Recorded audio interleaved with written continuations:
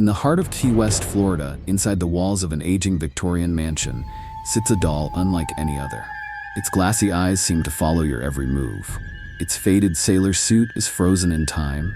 Those who have encountered it whisper stories of eerie laughter in the night, of footsteps echoing in empty halls, of a malevolent presence that refuses to rest.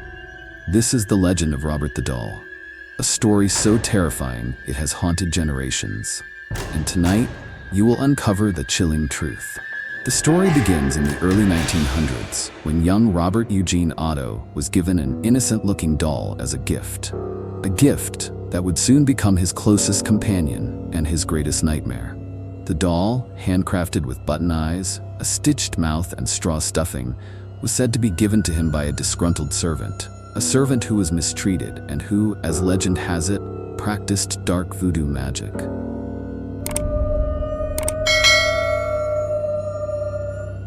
From the moment Robert received the doll, strange things began to happen. His parents would hear him speaking in hushed tones late at night, but when they listened closely, there was another voice responding, a deep, unnatural voice. As the days turned to weeks, the Otto family could no longer deny the chilling events unfolding in their home. Objects were moved when no one was looking. Doors slammed shut on their own. The sound of childish giggles echoed through the hallways in the dead of night. But the most disturbing event of all was young Robert's behavior. The boy began to change. He spoke of the doll as if it were alive, claiming it whispered secrets to him. And when something went wrong, when vases shattered or furniture was overturned, he would simply point to the doll and say, "Robert did it." As Robert grew older, he refused to part with his beloved doll. Even as a grown man, he kept it close, placing it in the attic, yet always feeling its presence. The townsfolk whispered that the doll was not merely an inanimate object, it was something much worse.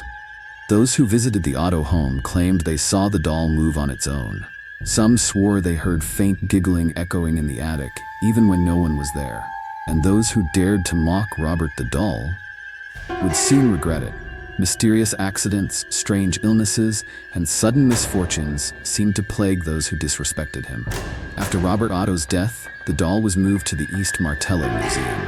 But even in its glass case, it has not found peace.